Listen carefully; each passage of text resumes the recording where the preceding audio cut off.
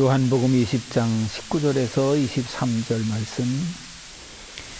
이날 저녁 때에 제자들이 유대인들을 두려워하여 모인 곳에 문들을 닫았더니 예수께서 오사 가운데 서서 가라사대 너희에게 평강이 있을지어다. 이 말씀을 하시고 손과 옆구리를 보이시니 제자들이 주를 보고 기뻐하더라. 예수께서 또 가라사대 너희에게 평강이 있을지어다. 아버지께서 나를 보내신 것 같이 나도 너희를 보내노라.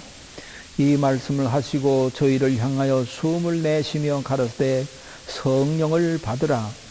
너희가 네 죄든지 사하면 사하여질 것이요 네 죄든지 그대로 두면 그대로 있으리라 하시니라. 아멘. 요즘은 코로나 상황이 꺾이는 오미크론이 다시 득세를 하고요. 또 러시아와 우크라이나의 대결과 그리고 북한의 극초음속 미사일 발사가 세상을 불안하게 만들고 있습니다.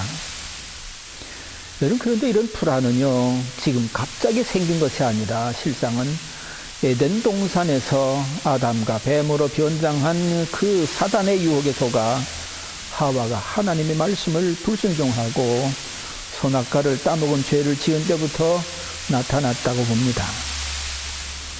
아담과 하와는 그 후에 벌써 불안해서 동산나무 사이에 숨었지요.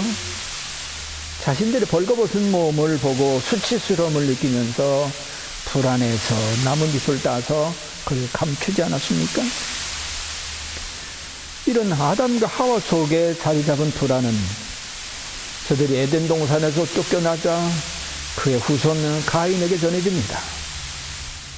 그래서 가인은 동생 아벨이 드린 제사가 하나님께 받아들인 바 되지 않자 아벨이 자기가 드린 제사는 받아들이지 않으니까 이게 또 마음이 흔들립니다.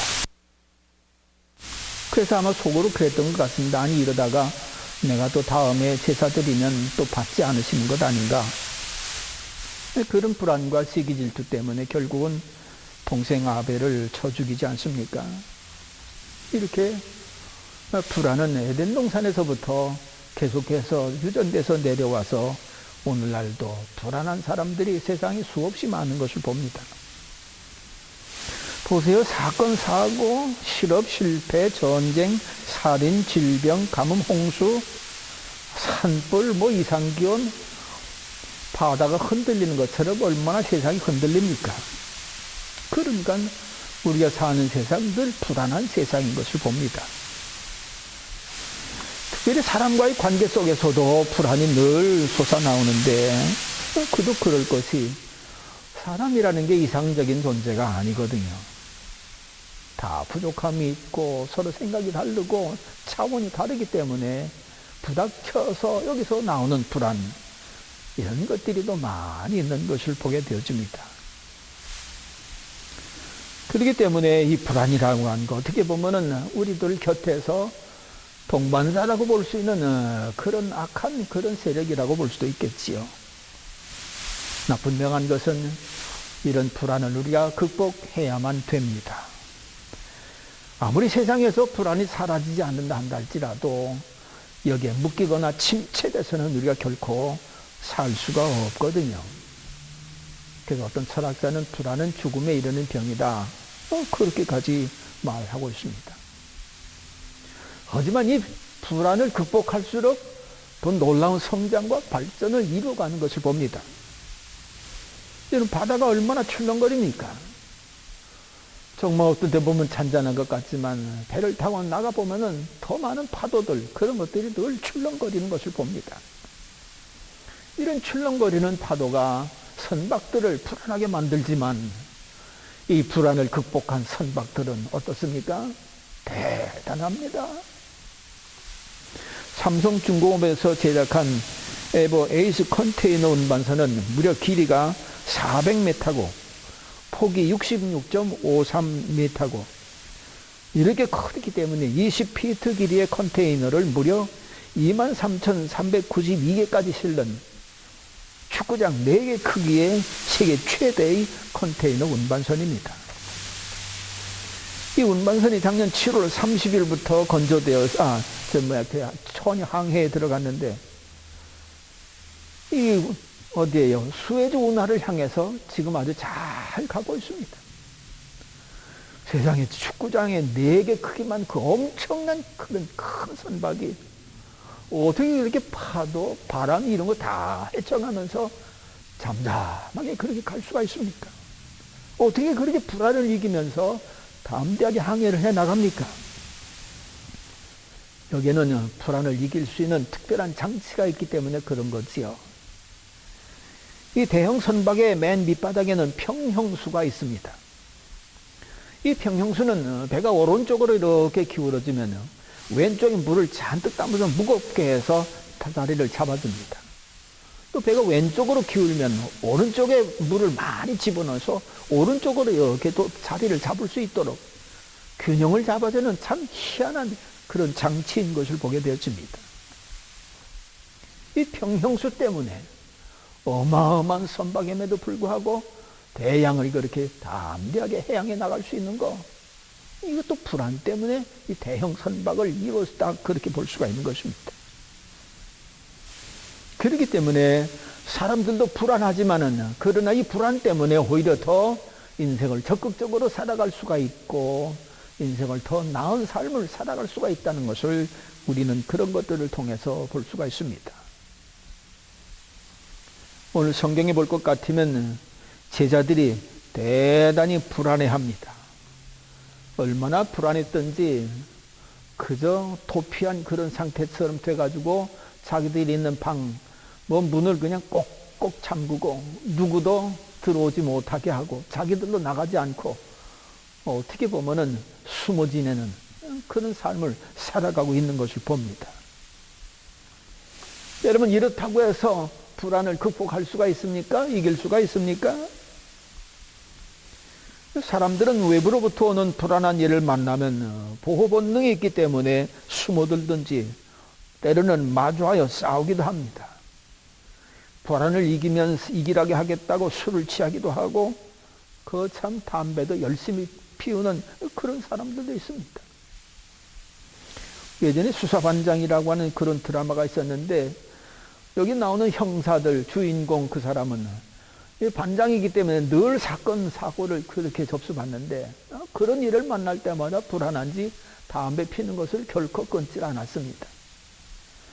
아마도 박정희 대통령 영부인 유영사께서 이 프로그램을 보고서 그 주인공 최불암 씨한테 전화를 했다는 것입니다. 아이, 좀 담배 좀 안 피면 안 되겠느냐고. 이럴 정도로다가 불안, 이렇게 담배 피는 것으로 아니면 술 취하는 것으로 회피하고 이겨보려고 하지만은 결코 그게 쉽지가 않습니다. 왜 그렇습니까? 이 불안이라고 하는 것은 외부에서 오는 그런 것 때문에 불안을 느끼기도 하지만 근본적으로다가는 우리의 심령 내부 깊은 곳에서 불안의 세력이 있다가 나오기 때문에 그런 거거든요. 그래서 불안은 근본적으로 외부의 문제라기보다도 마음의 문제요, 심령 깊은 곳의 문제요, 믿음의 문제라고 할 수 있습니다. 심령이 불안하면 세상이 평화로운 것 같아도 사람은 불안에 떱니다. 연약한 믿음을 가지고 있으면 풍랑에 흔들리는 배처럼 불안한 인생을 살아갑니다. 그러나 심령이 평안하고 믿음이 견고하면 사망의 음침한 골짜기를 다닐지라도 그 위험한 그런 곳을 지날지라도 전쟁 속에서도 평화를 느낀다는 것입니다. 그래서 톨스토이의 작품 뭐예요? 전쟁과 평화. 이게 그렇게 전쟁 중에서도 평화를 누릴 수 있다고 하는 그런 메시지를 우리에게 강하게 전해주지 않았습니까? 심령 깊은 곳에 평안이 있으면, 불안이 사라지면 스데반 집사 같은 사람은 돌에 맞아 죽으면서도 성경은 그 얼굴이 천사와 같이 빛났다, 그렇게 증거를 하고 있습니다. 그렇기 때문에 우리는 정말 불안을 잘 극복할 수 있는 그런 자리에 나아가야 하나님께 영광이 되고 우리의 삶에도 기쁨이 추가되어지는 것을 봅니다. 그렇기 때문에 이런 불안을 어떻게 이길 수 있을까라고 생각해 볼 때 그 거대한 컨테이너 운반선이 설치하고 있는 그 평형수, 우리에게 영적 평형수가 있으면 우리는 심령 깊은 곳에 있는 그 불안 극복하고 이겨나갈 수가 있을 것이다. 그렇게 생각이 됩니다. 먼저 어떤 것이 이런 영적 평형수가 될 수가 있을까? 오늘 성경에 보면은 살아계신 예수님 나와 지금 함께 하신다 라고 믿는 믿음, 이것이 영적인 평형수가 될 수가 있습니다. 이 불안은 대체로 믿고 의지하던 것이 사라지던가 의심이 되면 참 금방 불안해집니다. 잘 나가는 탤런트도요, 잠깐 실수로 그렇게 방송국에서 참 그렇게 지적을 받으면 그 다음서부터는 혹시 이것도 배역이 끊어지는 것은 아닌가, PD한테 이렇게 잘못 보여가지고서 또 끝난 것 아닌가, 그래가면서 불안해하기도 한다는 것입니다. 어제 어떤 그 방송 보니까 어린아이가 부모에서 떨어지니까는 세상에 얼마나 울든지, 할머니가 하나 줘도 울고, 장난감을 줘도 울고, 다른 사람이 얼러주고 안아주고, 그래도 애가 그렇게 울어댔기는데, 엄마가 딱 와서 안아주니까는 울음 뚝 그치고, 어쩌면 그렇게 방글방글 웃는지. 믿었던 사람이 떠나가고, 믿는 사람이 의심되어질 때, 불안은 우리 속에 자리를 잡기 시작을 합니다. 그러나 믿는 사람은 그 누군가 나와 분명히 함께하고 있다고 하는 것을 믿는다면 이런 불안이 또 사라지는 거지요. 아리조나주에서 있었던 일입니다. 어느 1살 된 그런 아들이 갑자기 구토와 설사, 고혈로 한밤중에 시달립니다. 부모는 너무너무 애가 아파서 우는 게 안타까워가지고서 병원을 가야 될 텐데 병원은 너무 멀리 있고, 병원까지 가다 볼 것 같으면 이 애가 잘못될 것 같이 느껴져가지고 펄펄 끓어오는 열을 식히겠다고 그냥 얼음찜질을 해주고 계속해서 그 열을 내리려고 애를 씁니다. 그래도 열이 잘 내리질 않으니까 그 아빠가 옷을 아예 벗고 아이를 꼭 껴안고 찬물에 함께 뛰어들어가서 찬물을 계속 같이 그렇게 마십니다. 그렇게 찬물 샤워를 해가면서 아이를 꼭 끌어안은 채, 두려워하지 마라, 두려워하지 마라, 아빠가 너와 함께 있어, 아빠가 너와 함께 있어. 그러면서 체온으로다 그를 꼭 껴안아가면서 뜨거운 찬물을 계속 받습니다. 그러다 놀랍게도 그 아이의 열이 서서히 내려가면서 정상에 거의 가까웠을 때 얼른 병원에 찾아갔더니만 얘가 살로메 눈물, 식중독균, 이거에 감염이 돼가지고서 그렇게 애가 고열에 시달리고 아파했던 것입니다. 그런 중에도 이 아이는 아빠가 그렇게 내가 함께 할게, 내가 함께 있어, 내가 너를 지켜줄게, 그 말을 계속 듣고는 아버지가 나와 함께 하구나 이래가면서 스킨십을 통해서 그걸 깨달았을 때에 이 아이의 열도 내리고 평안하게 다시 또 집으로 돌아왔다는 것입니다. 오늘 제자들이 불안해하는 그런 가장 근본 이유는 어떻게 보면은 외부 세력이라고도 볼 수가 있을 것입니다. 아니, 저 서기관들, 저 못된 제사장들, 우리 예수님을 이제는 죽였으니까 이제는 우리 차례 아닌가? 우리들을 또 죽게 하는 것 아닌가? 그런 외부의 세력 때문에 두려워하기도 했을 것입니다. 그렇지만 어떻게 됐습니까? 이제는 예수님이 자기들과 함께 하지 않거든요. 예수님이 다시 자기들과 함께 하겠다고 하는 게 잘 믿어지질 않거든요. 예수님 부활하셨다고는 하기는 하지만 자기들도 무덤에 가봤지만 거기 계시지도 않고, 어디 나타나셨다고 하기는 하는데 자기들에게 나타나지는 않고, 그러니까 예수님 부활하신 게 의심이 되고 예수님이 자기들과 함께 하겠다고 하는 말씀이 믿어지지가 않는 겁니다. 그러니까 사방을 꽉 잠그고 아무도 들어오지 못하는 곳에 숨어 지내는 거지요. 그런데 이때 예수님께서 그 사방 다 막은 방으로 들어와서 평안할지어다 함께 하시는 것을 봅니다. 그러니까 예수님께서는 요한복음 14장 18절에서 내가 너희를 고아와 같이 버려두지 아니하고 너희에게 다시 오리라, 그 말씀 그대로 다시 나타나 주신 거거든요. 또 16장 16절 조금 있으면 너희가 나를 보지 못하겠고 또 조금 있으면 너는 나를 보리라, 또 이 말씀을 그대로 이루셨습니다.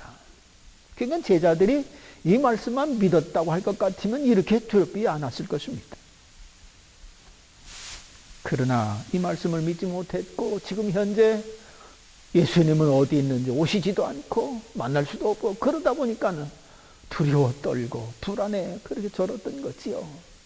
그런데 예수님이 탁 나타나셔서 평안할지어다. 그러니까는 이 제자들은 얼마나 기쁜지 10절에 볼 것 같은 큰 기뻐했다. 그렇게 말씀하는 것을 봅니다. 그렇습니다. 다시 사신 예수님은 이전의 예수님과 다릅니다. 이전의 예수님은 육체의 한계를 벗어날 수가 없었습니다. 그렇기 때문에 사람들이 받는 고통을 받았고 사람들이 죽는 것처럼 죽으셨고 사람처럼 목말라 하시고 사람처럼 힘들어 하셨습니다. 그런데 부활하신 예수님의 몸은 같은 육체를 가진 것 같은데 신령한 육체로 전혀 다른 육체로 변하겠습니다. 마치 변화산에서 변하셨던 그런 예수님 모습처럼 하나님의 나라 갔다 오시더니만은 전혀 다른 모습의 예수님으로, 그러니까 살과 뼈는 있는데 어떻게 시공간을 다 초월하십니다. 그렇게 꽉꽉 막혀 있었던 방에도 들어오시고 어느 순간 또 갈릴리로 또 가시고 어느 순간 또 엠마오 제자로 그렇게 내려가는 제자를 만나셨고 어느 순간 또 그렇게 다시 갈릴리로 오시고 동해 번쩍 서해 번쩍 전혀 시공간을 초월하신 신령한 몸으로 변화된 것을 볼 수가 있는 거지요. 그렇기 때문에 이 제자들 이 놀라운 예수님 보는 것이 그저 환상 보는 것 같았지만은 봐라 여기 옆구리, 봐라 여기 손 혈행하면서 못자국 보고 허리 창자국 보는 건 정말 예수님의 실체거든요. 이야, 예수님이 지금 우리와 함께 하시는구나. 예수님이 우리에게 오셨다. 너무 기쁘고 감사한 거지요. 그러므로 오늘 우리가 이 불안을 이길 수 있는 가장 근본 요인은 다른 것 없습니다. 영이신 예수님이 우리와 함께 하신다고 하는 것, 이 사실을 우리가 분명히 믿을 수만 있다면 우리는 이렇게 평안함을 누릴 수 있게 될 줄로 믿습니다. 예수님 지금 영으로 역사하십니다. 평안할지어다 하면 숨을 훅 내쉬며 불어주셨습니다. 이제는 너희들 육체로 계신 예수님과 함께하는 것이 아니라 영으로 계신 예수님이 함께하신다. 이거 확신해 주시는 거거든요. 그러므로 이제는 말씀대로 세상 끝날까지 너희와 항상 함께하겠다. 이제는 영으로 믿는 사람들과 함께 하시는 것입니다. 그러므로 이 믿음을 가지고 있는 것은 우리에게 영적 생명수, 평안이 이 놀라운 귀한 은총을 받게 되어지는 것이죠.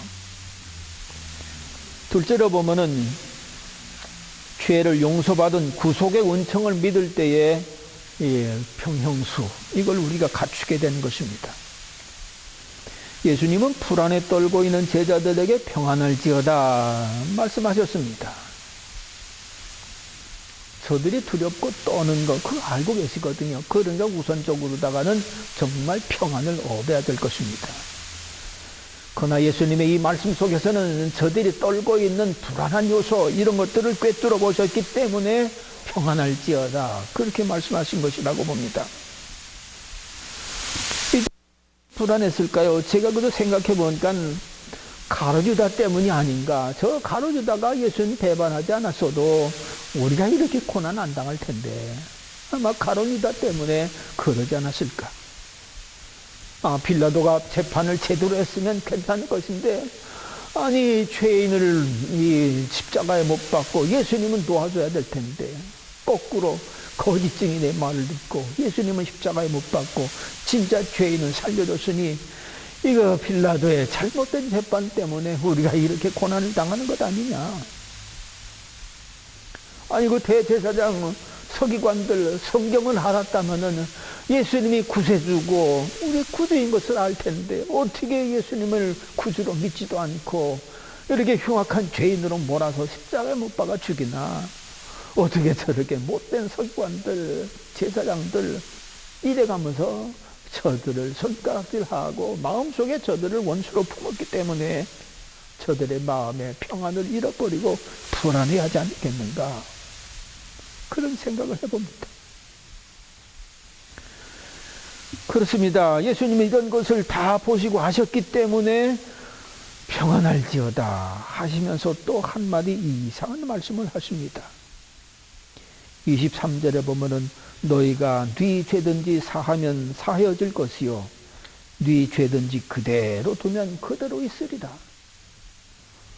이 말씀 그냥 우리가 보면은 예수님이 제자들에게 사죄권을 주셨나? 그렇게 생각할 수 있습니다. 그렇지만 사죄권은 오직 하나님 한 분이 갖고 계시지 무슨 제자에게 나눠주고 그럴 것이 절대로 아니고요. 또 실제적으로 제자들에게 사죄권을 주시지 않았습니다. 그런데 왜 이런 말씀을 하셨을까? 라는 걸 깊이 생각해 본다면은 이 제자들의 심령 속에는 영벌에 처할 자신들의 죄를 값없이 용서해 주신 예수님의 구속의 은총, 이걸 아직 믿지를 못하고 있거든요. 예수님께 받은 구속의 은총, 이것 받은 것을 제자들이 알았다고 할 것 같으면 저들 그렇게 세상 두려워하지 않았을 것입니다. 예수님 어떤 분입니까? 이렇게 믿음 없는 제자들은 말할 것도 없고 당신을 죽이신 그런 악한 죄인들까지도 다 구속하시려고 십자가에 달려 돌아가셨거든요. 그러니까 예수님의 구속의 은혜를 믿고 회개하는 자들은 다 풍성한 은혜를 받고 죄사함을 받는 거지요. 바로 제자들에게 너희들이 구속의 은총을 믿고 너희들이 죄사함 받은 그 엄청난 기쁨, 그것을 너희도 가서 사람들에게 전하라. 그러면 저들조차도 자기들의 죄를 회개하고 죄 가운데서 구원받는 역사가 있어진다. 그러니까 너희들이 전해라. 그렇지 아니하면 누가 구속의 은총을 듣고 누가 예수 그리스도의 구속을 믿어서 구원을 받겠느냐. 너희들이 전하지 아니하면 저들도 죄 가운데 그냥 죽을 수밖에 없다. 너희들이 전하면 저들이 회개하고 용서받아 생명의 이른 자리에 들어간다. 바로 이 말씀으로다가 너희들 사죄권을 주는 것 같은 너희가 네 죄든지 사하면 사해줄 것이요 네 죄든지 그대로 주면 그대로 있으리라. 그렇게 말씀하신 것이라고 볼 수 있습니다. 그렇습니다. 우리도 마찬가지입니다. 우리도 우리에게 허락해 주신 예수 그리스도의 값없는 은총, 구속의 은총을 우리가 확실하게 믿는다면 그 풍성한 은혜 때문에 참 불안에 떨던 데서 평안을 얻게 될 줄로 믿습니다. 에베소서 1장 7절 우리가 그리스도 안에서 그의 은혜의 풍성함을 따라 그의 피로 말미암아 구속 그 죄사함을 받았으니 현재 믿음은 받았. 여러분 예전 구약에는요 죄값으로 짐승을 잡아드립니다. 피 흘리게 합니다. 소를 잡든지 염소를 잡든지 아니면 산비둘기를 잡든지 해서 반드시 짐승의 피를 흘려야지만 죄값이 치러지고 죄에 묶여 있었던 것에서 풀어 자유케 되죠. 근데 예수님께서는 1억 벌금 받았어도 10억 벌금 받았어도 1000억 벌금 받았어도 아무리 그렇게 죄값이 큰다 한다 할지라도 그 모든 죄값으로 이미 예수님 십자가에서 그 피로 다 값을 치러주셨기 때문에 구속의 은총을 베풀어 주셨기 때문에 모든 죄에서 자유함을 얻는 것입니다. 그러니 예수께서 구속의 은총 십자가에서 피 흘려서 우리의 죄를 대신해서 죽으신 것이 얼마나 놀라운 은총인지 이 은총을 믿는다고 할 것 같으면 여러 가지 불안 때문에 죽는다 한다 할지라도 우리는 담대하게 세상을 이겨나갈 수가 있습니다. 그렇게 생각됩니다. 이어령 씨가 지금 아주 췌장암으로다가 참 고생을 하고 있는데 집안에서 그렇게 치료를 받고 있습니다. 이전 같으면은 천국이 어디 있느냐, 죽은 다음에 사후세계가 어디 있느냐, 그렇게 믿지 않았던 사람이 이제는 예수를 믿고 사후세계를 알고 생각하면서 죽음에 대해서 다른 생각을 가지고 있습니다. 그래서 어떤 제자가 물어봤습니다. 선생님, 죽음을 어떻게 생각하십니까? 그랬더니만은 천국 갑니다. 그런 대답은 안 했지만 그래도 사후세계가 있다는 것을 인정하는 그런 말을 했습니다. 죽음이라는 게 별거냐? 우리가 바깥에서 신나게 열심히 놀다가 엄마가 안에서 얘야 들어와라 밥 먹어라 그러면은 놀던 거 다 그만두고 우리가 들어가지 않습니까? 죽음이라는 게 마치 그런 거와 똑같습니다. 그러니까 그 뭡니까? 사후세계를 인정을 했더라 그런 말씀입니다. 그런 사후세계를 인정하고 보니까는 이제는 병원에서 그렇게 치료받아야 합니다. 의사들은 그랬는데 그러지 않고 집에서 고난받아가면서 최후를 맞이할 그런 준비를 하며 지금 지내고 있는 것을 봅니다. 이 구속의 은총, 우리가 죄사함 받았기 때문에 그것을 믿는 자가 영생을 얻어 하나님의 나라로 출국을 다 한다고 하는 걸 생각한다면 우리 어떤 불안을 만난다 한다 할지라도 그 불안을 넉넉히 이겨나갈 수가 있으리라 믿습니다.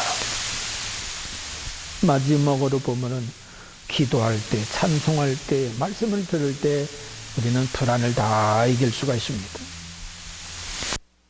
불안을 넉넉히 이기게 하시는 분은 오직 하나님 한 분입니다. 우리가 불안 극복 훈련도 있고 이런저런 심리적인 그런 방법도 있기는 있습니다만은 근본은 하나님께서 평안케 해주셔야 이 모든 것을 이겨나갈 수가 있는 것이지, 하나님이 허락지 아니하시면 그 누구도 불안을 이겨나갈 수가 없는 것입니다. 왜? 근본 죄의 문제이기 때문에 그렇습니다. 근데 시편 34편 6절 이 곤고한 자가 부르짖음에 여호와께서 들으시고 그 모든 환난에서 구원하셨도다. 시편 62편 1절 나의 영혼아 잠잠히 하나님만 바라며 나의 구원이 그에게서 나는도다. 시편 63편 6절 7절 내가 나의 침상에서 주를 기억하며 밤중에 주를 찬송할 때에 주는 나의 도움이 되셨습니다. 내가 주의 날개 그늘에서 즐거이 부르리이다. 하나님은 기도할 때 말씀으로 응답도 주시고 평안을 주시면서 찬송하게 하면서 불안을 이기게 하시는 것입니다. 도망다니다가 참 얼마나 고통스럽겠습니까? 그러나 다윗이 도망다니면서 늘 사용했던 영적인 무기가 있습니다. 그는 기도라고 하는 무기를 영적인 무기로 삼아서 언제나 불안을 이겼습니다.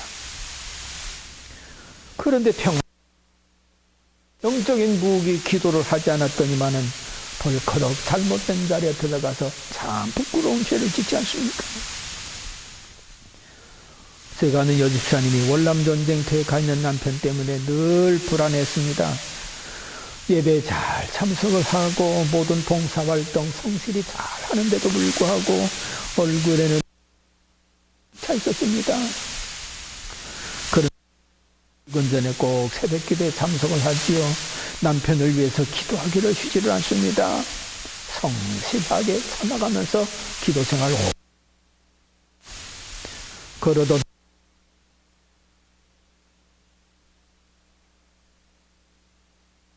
날라와서 하는 것을 봤습니다. 아니 집사님 무슨 일이세요? 물었더니만 예 목사님 하나님께서 제 기도 이사야 41장 10절 말씀을 주셨어요. 두려워 말라 놀라지 말라 를 도와주리라. 참으로 나의 의로운 오른손으로 너를 붙들리라. 이 말씀을 주님께서 제게 주셨어요. 이제는 제가 걱정하지 않습니다. 하나님이 두려워하지 말라고 했으니 염려 근심이 없고 안전하게 귀국할 것입니다. 그래가면서 기쁘게 봉사한 것을 봤는데 과연 그 기도 응답대로 남편은 월남에서 돌아와서 그렇게 건강을 누리고 함께 지내는 것이